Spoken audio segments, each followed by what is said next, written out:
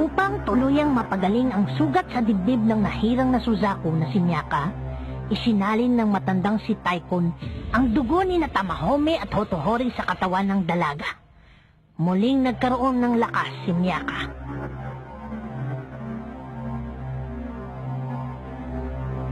Pagkatapos gumaling, pinayuhan ni Taikon si Miyaka na isipin ang kanyang mundong iniwan upang makabuo ng lagusang mag-uugnay sa dalawang mundo at upang makabalik na rin siya dito.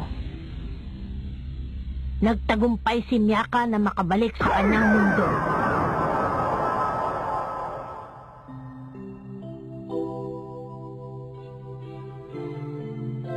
Subalit hindi naman niya matagpuan ang kanyang kaibigan na si Julie. Julie!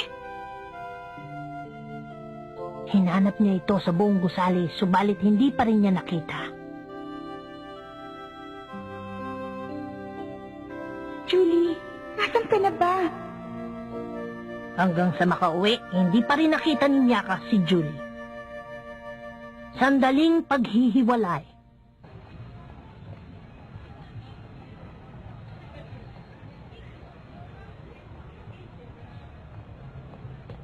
Teka, baka nakauwi na siya sa bahay nila.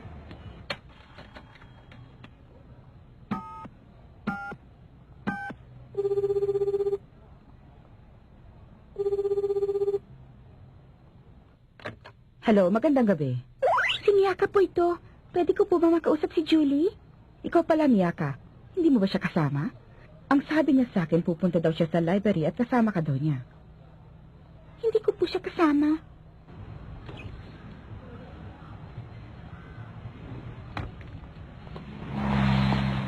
Naman, wala pa siya sa bahay nila.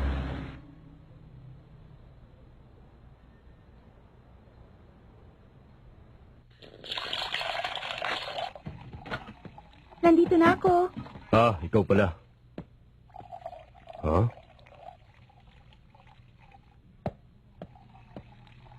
Kuya, Ano yun? alam mo ba yung aklat ng langit at lupa? Ano yun?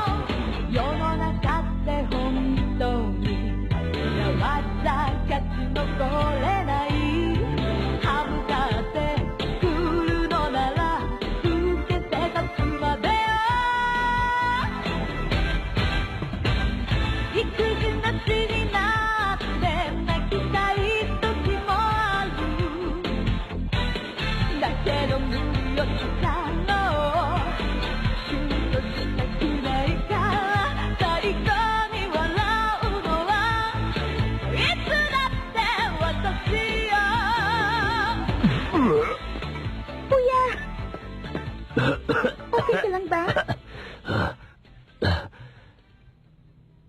Ang ibig mong sabihin, pumasok ka sa loob ng isang libro tungkol sa sinaunang Tsina na kung tawagin ay aklat ng langit at lupa? Oo, tapos nakabalik na ulit ako sa mundo natin. Ha? Kuya Kenny, anong problema? Miyaka, makinig ka sa akin. Hindi ka naniniwala? Oo, naiintindihan kita. Pero nakabalik lang ako dahil tinulungan ako ni Julie. Sige, ito lang ang sasabihin ko. Mapanganib ang aklat na yun. Ha? Sa pagkakakwento mo kasi, parang isinumpang aklat na yon. Parang yan yung ikinikwento ng mga pare nung maliliit pa lang tayo. Ganun ba? Palagay ko, ang aklat ng... Aklat ng langit at lupa. Palagay ko, ang librong sinasabi mo ay naglalarawan ng isang uri ng sining sa mahika. Mahika? Para bang aklat ng sumpa? Hindi naman yun aklat ng sumpa eh. Alam mo, Miyaka, ang mga batang katulad mo madali talaga nabobola. Sige na nga, kung yan ang paliwanag mo. Kung ang isang sumpa matagal nang iginawad, Napakalakas ang epekto nito at sigurado mapanganib para sa lahat. Mapanganib? Kadalasan pag may sumpa, may mga taong kailangang isakripisyo. Isakripisyo? Kaya nung napanood kong mangkukulam sa TV nung isang araw. May isinakripisyo sila bago natupad ang kanilang mga kahilingan. Isipin mo na lang kung sa'yo mangyari yun. Siguradong nakakatakot. Yung mukha mo! Yan! Yan ang nakakatakot! Si Miyaka ay nabobola. Eh, hindi ka naman pala talaga naniniwala sa akin eh! Sina Tamahome, Hotohori sa babae, hindi mapanganib. Miyaka. Miyaka, alam mo ba kung anong pinapasok mong gulo? Ha? Ang finals mo, nag-aalala ng gusto sa'yo si Mama. Dahil malapit ka na magtapos sa high school. Pero kuya... Basta, kahit anong mangyari, huwag ka nang lalapit ulit sa libro na yun. Maliwanag ba? Kalimutan mo na yan, okay? Nandito na ako! Huwag mo nang bigyan ng sakit ng ulo si Mama.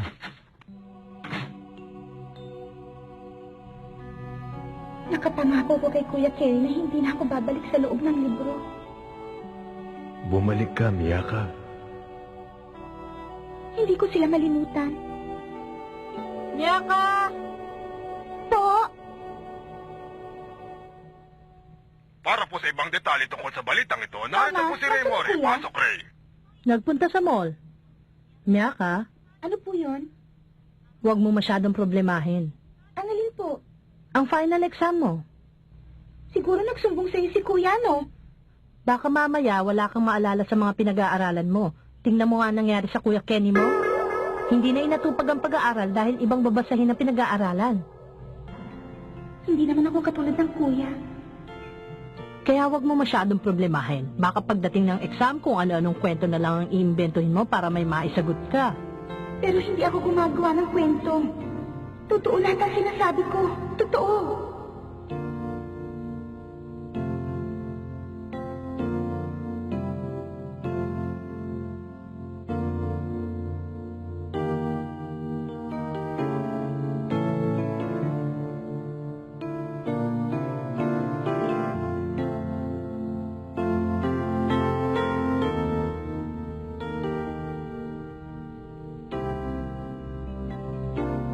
Tamahome.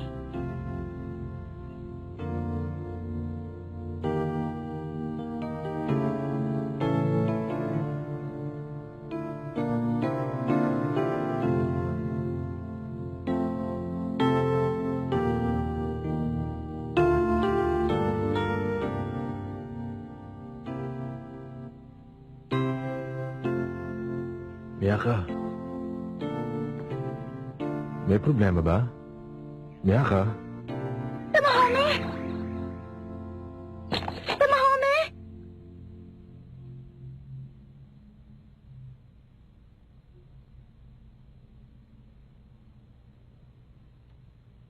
Wala siya dito.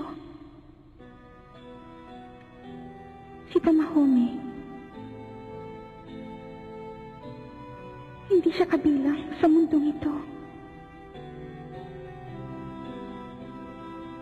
At kahit namimiss ko siya, nabubuhay lang siya sa aklat na yun. Miyaka, huwag ka nalalapit sa aklat na yun. Sorry, Kuya. Pero gusto ko pa rin makita si Tamahome. Gusto kong bumalik sa loob ng aklat. Ha? Sa loob ng aklat ng langit at lupa.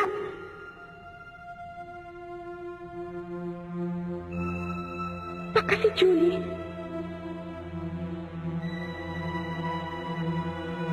Alam ko na, si Julie ay nasa loob na ngayon ng mahiwagang aklat. Miyaka!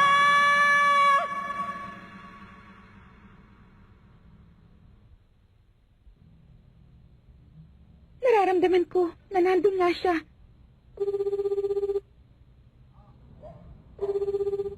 Oh, ikaw pala, Miyaka.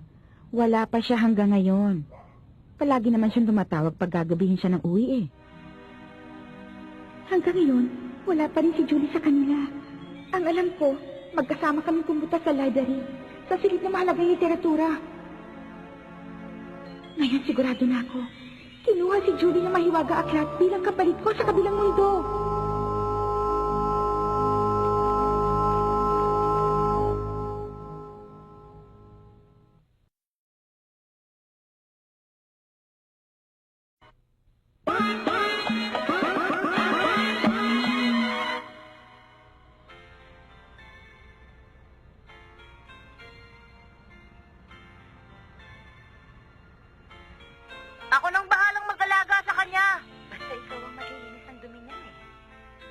Mami naman, pwede bang tutulungan ko na lang siya doon sa kapitbahay?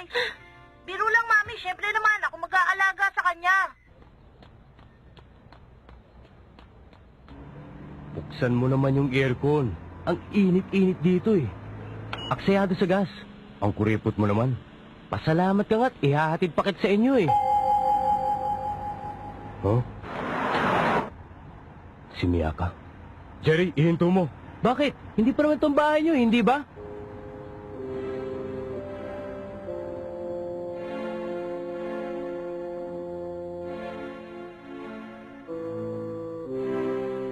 Wala na siya. Siguradong.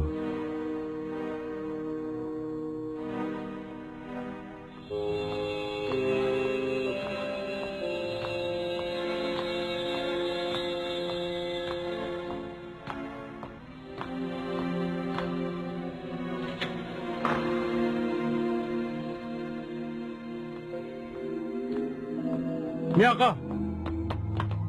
Huwag mo nang ituloy ang binabalak mo. Mapapahama ka lang, Miyaka. Kuya, kailangan ko matulungan si Julie. Alam ko, nasa ibang mundo siya ngayon dahil sa akin. Napasok siya sa loob ng libro dahil ganun din ang nangyari sa akin. Unawain mo naman ako, kuya. Kailangan kong bumalik para matulungan ko si Julie. Pero nangako ka na hindi ka nalalapit sa librong yan. Kuya Kenny, hindi lang ito para kay Julie. Babalik ako para tapusin ang aking nasimulan. Hindi ako makakawala sa hiwaga ng aklat na ito hanggat hindi ko matatapos ang buong kwento. Nalaman ko yan nang makilala ko si Tamahome. Pakisabi kay Mama, sorry sa lahat ng mga nangyari. Aalis na ako, kuya. Miyaka! Hintayin niyo ako, Julie! Tamahome!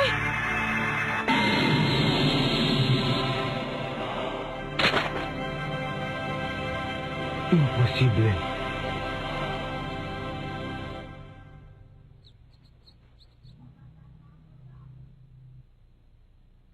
Ano na po ang gagawin natin? Wala nakabatid na mangyayari ang ganito. Kamahalan, mabuti na rin at nalaman natin. Ilang taon din tayo nakaranas ng kapayapaan. Labis na kapayapaan.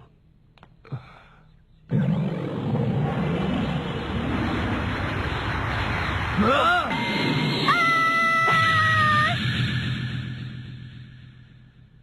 Kamahalan! Hatahari, sorry ha. Miyaka, nagbalik ka lang sa ako! Ganito lang ang nangyayari sa ako! Bumalik ka siya! Miyaka Yuki reporting for duty.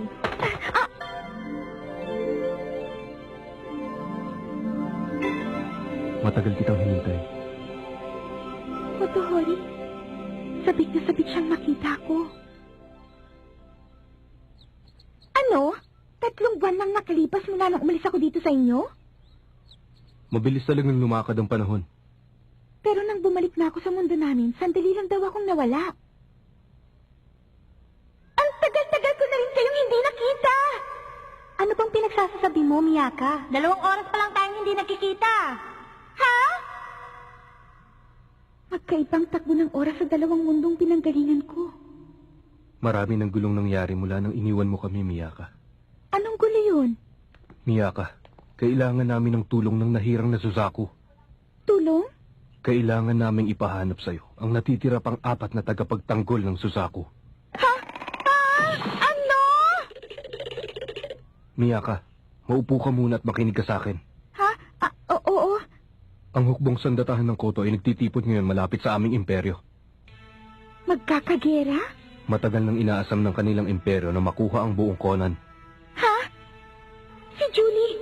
Paano na si Julie? Anong mangyayari sa kanya kapag nagkaroon ng gera sa pagitan ng 2 imperyo? Hotohori, tulungan mo akong makita si Julie. Sinong Julie? Pareho kami ng suot. Pero mas maiksi ang buhok niya sa akin. Kilala mo ba siya? Hindi ko siya kilala. Pero nasan kaya ngayon si Julie? Miyaka, unahin mo munang hanapin ang natitira pang tagapagtanggol ng Suzaku upang mailigtas ang ating imperyo. Tagapagtanggol ng Suzaku? Tama. Ang 7 tagapagtanggol ay maaaring makalikha ng pambihirang kapangyarihan. At sa pamamagitan ng kapangyarihan ito, baka mailigtas ko na si Julie. Kailangan ko munang makita si Tamahome. Yayayain ko siyang sumama sa akin. Miyaka? Ha? Noriko! Ikaw na nga! Wow! Sandali natin ang kita! Sandali! Bakit ba ang bilis mo namang magpalit ng anyo? Nasa na ba si Tamahome? Hindi na siya nakatira dito. Bakit? Umalis na siya dahil ang sabi niya kailangan niyang kumita ng pera para sa kanyang pamilya. Ni hindi man lang niya ako hinintay.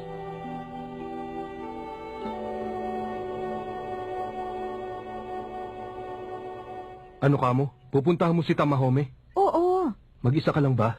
Hindi, sasamahan ako ni Noriko. Noriko? Wow! Mukha ka ng lalaki ngayon, mabuti naman. Yan ang gusto kong isusuot mo palagi. Pwede bang huwag kang dumikit sa akin dahil hindi tayo talo? May nasagap akong balita na may espiya mula sa kotong umaaligid sa atin ngayon. Kaya mag-iingat sana kayo. Ano to? Ito ang aklat ng langit at lupa para sa Suzaku. Dito mo lamang matatagpuan ang mga paraan upang makita ang 4 pang tagapagtanggol. Sigurado akong hindi ikagagalit ni Tycoon kung ibibigay ko ito sa'yo. Ang aklat ng langit at lupa para sa Suzaku?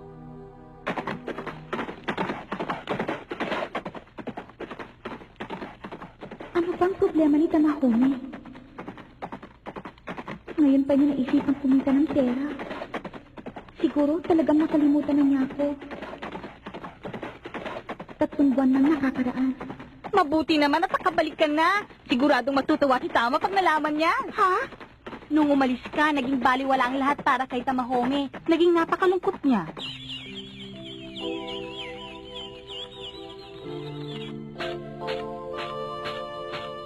Plato na yan, Tamahome. Sana nakita mo itsura niya. Talaga? Kaya hindi ka na dapat mag-alala. Hindi ako nag-aalala. Mahal na mahal ka ni Tamahome. Hindi, no? Ang sabi niya, wala raw siyang nararamdaman para sa akin. Hindi pa kasi niya naiintindihan kung anong nararamdaman niya. Ano to? Bakit biglang dumilim ang buong paligid? Nabulag na yata ako. Wala akong makita. Huwag kang mag-alala dahil wala rin ako makita. Noriko, naligaw na yata tayo. Ah! Miyaka, nasaktan ka ba?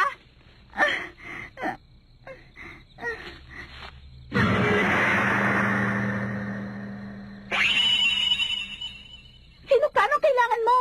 Sabihin mo kung sino ka. Ha? Ang boses na yon. Ikaw si Miyaka. Tamahome. Miyaka. Ikaw na ba talaga yan, Miyaka? Ang tagal-tagal kitang hinintay. Parang 3 taon nang nakaraan at hindi 3 buwan. Tamahome. Miyaka.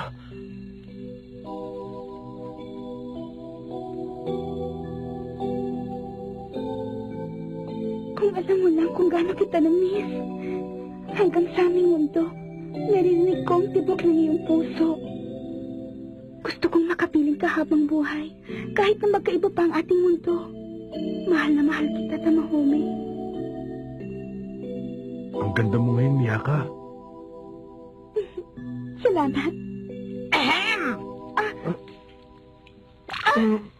Sino ba sila? Ha, Tamahome? Ito si Miyaka, ang nahiring na Suzaku. Ito, baliwala. Siya si Noriko, isa sa tagapagtanggol ng Suzaku. Mismo! Alam niyo na siguro ang lagay natin laban sa koto. Maraming espiyang lumalabas sa paligid. At delikado ito para sa lahat.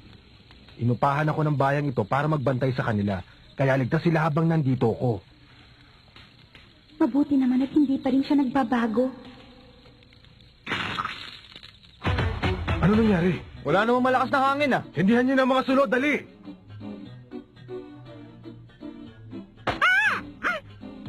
Mula sa dilim, lumabas sa mga mahiwagang kamay at dinukot ang dalagang nahirang upang maging Suzaku.